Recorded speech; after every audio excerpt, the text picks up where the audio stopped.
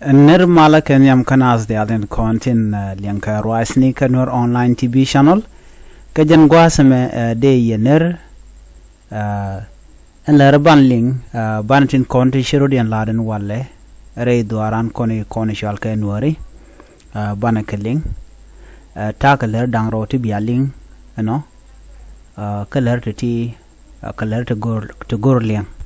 Kenyam bane right keken chetogan walere which ko lankanti kakore bane lere uda bane joling ka kwiwuda mukwadul gora re which ka bintiu misha kaban wale jang re which ka juba ka gwarun wangadan ban lere me ban jechuling agwa kanu niam ke kan koraj me kan koneling me jiram jidit Kanor online TV channel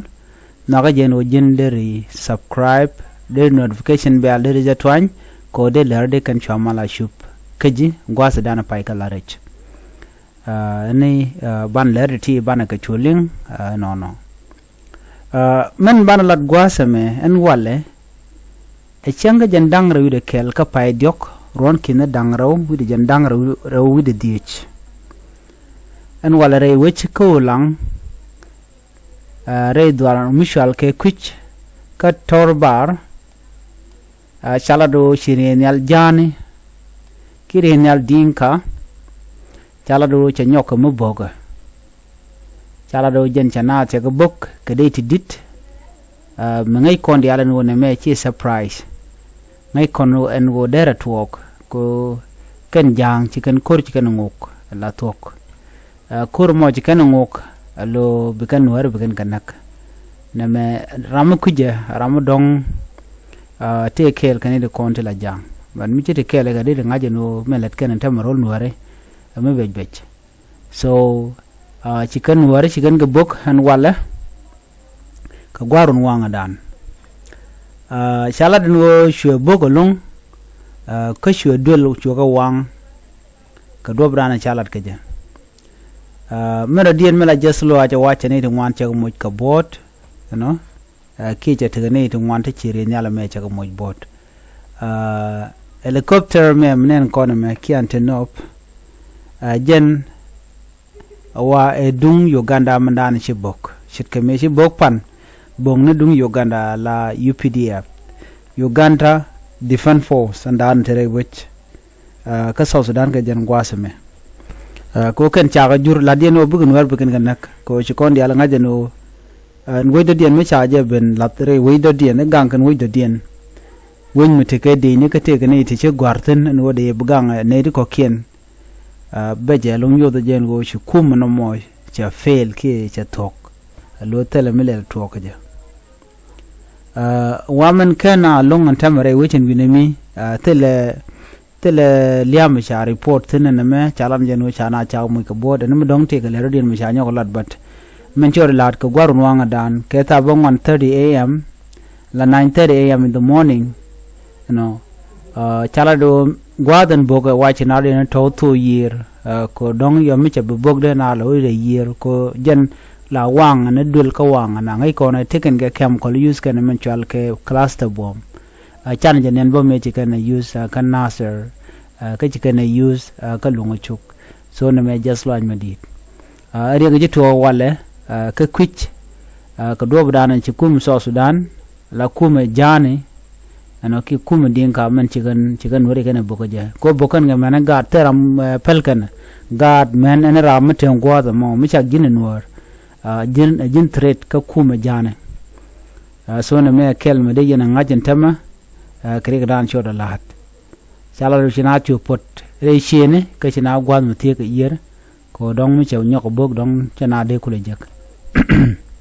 gwaye chi kon ngach ngoda bo bikana le ni shangen ken ko lammen din janum bi ngai gwata me dob dan la kum sos dan la no la ka bogaje ala kene de konti te ga gala shal kene te ga baliyata la de ni SSPDF de ni jana tatona waken gorken ben ka nasir tela duom de ka ben ka nasir ka je ken kon ben ka wolang so ken yam gor kon de ken wolang de ken dak ka ken yam ben bong ne je che bu kan mon ka de yo mi na ko do yo bikan dej bikan shu mo bidej be shuban ko kan de ni kon te tin te de ni agule ko state tin de ni jan te tin ti de ni Uganda te tin la de ni Uganda akane kon ko ren yalen ko la jal ram ne de kon bokana so na me mu gwa mu de kon ling and go na bum you know wa yen mi te ni chondun la kula ya come win always you know jen mi na ne la kon buma changje te ga changja kon mak chana nga ni en nore cha ka mo bong re ke cha ka nyak en dor jen bakali do diok you know ke chu ko den chulu ka Uganda ne mani Kenya ne tikaten en ne dial dore ya ko kir mi yadit ka shu feliten so na mo me de yen nga jen obi kan bong na shang no na chi gefa ba na boom rodin ko kan dial ti ka tila tuk kir mi yadi 2025 men go be bel ho da kan kon ngaj kon tama chi jen la don ram le de bul mel tamre wi ka so Sudan ke jaram dan en euro dor dial pinyen no nuore kan naka gad en ra nak ge so jen mo gore en go de yen haja ka ta da na chire na la me je bogo ya wala re wi che ko lang gwaye ler den ban ni ngwa se me chimen chala ni won en walle murai kona en walle cha togo no te karam cha yen re we ke juba chimen chala re nen be nyo turo do gwa mo era mo mo cha yeno do bran yan ke je wa jen je jen lo we kot ka juba international airport chimen ran jen we da jen wa jen anwar wonwar jen lo dar wo ka bentiu ano jen kodul gora ano ramala United State Education Minister jiram dana chala do cha yene jen cha je yene jang rewi ke juba international airport gwada jene we koten yan ga jama dan ko runwang ke ba national security service gwad mi jene ko de we ka bintiu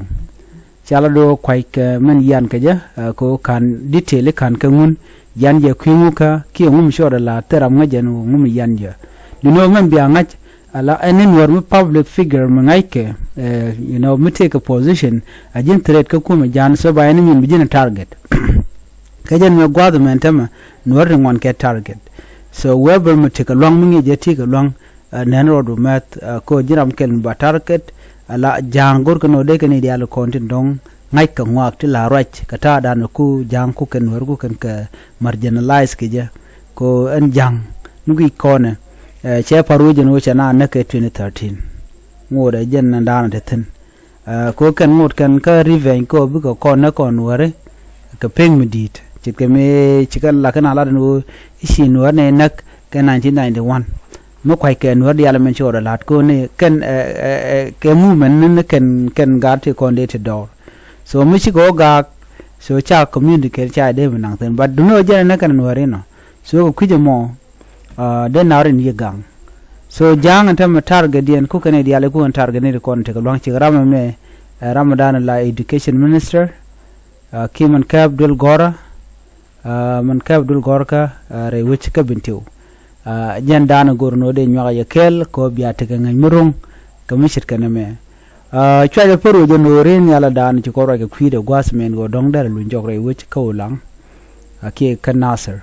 gorje no de na de vidien te chunga nyok nuere la na toirar de yen ren yal de yen wer de yen alin ko jen che bo ka chang dar long mi che bo ka chang dar la ja nge no dong de ja dwan ma so la gor no be bo ka tiang ki bo ko gwal dan china ni ten ka be bong na ka class ta bom mo wang na kana mo shim mo gwa beja la wi mo na tam chi kan tin ko lat ko rin chi kan ling du no tele mi cha na ya la ka kan channel liep men mo dong chi mala mo cheben ko no ar chi kan long no mal du no gang ka rodien kan ne ku ka press ne ku ka gor nya ka te goro nyang no are aja nana goro de nyo ye kelen bi atemal ban je le rodien chu je peru je no jin be subscribe ka bi no online tv channel which support ka like comment ka bi je share bi atemal bye bye